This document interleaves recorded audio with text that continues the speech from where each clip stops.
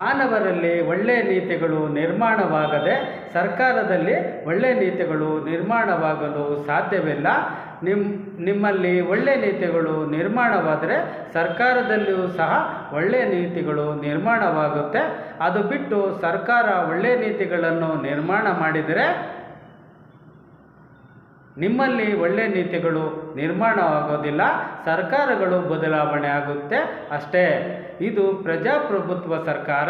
50%ಕ್ಕಿಂತ ಜಾಸ್ತಿ ಬೆಂಬಲ ಇರುವ ಸರ್ಕಾರ ಆಡಳಿತಕ್ಕೆ ಬರುತ್ತೆ.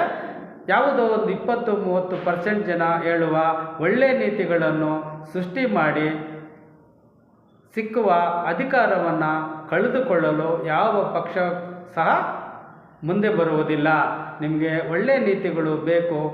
ನಿಮ್ಮ ಜೀವನ ಉತ್ತಮ ಆಗಬೇಕೆಂದರೆ ಸಮಾನ ಮನಸ್ಥಿತಿಯ ಜನ, ಸಮಾನ ಮನಸ್ಥಿತಿಯ ಜನ ಹೆಚ್ಚು ಬೆಳೆಯಬೇಕಾಗಿದೆ. ಇಲ್ಲಿಗೆ ಬನ್ನಿ, ಉತ್ತಮ ಜ್ಞಾನವನ್ನು ಪಡೆದುಕೊಳ್ಳಿ.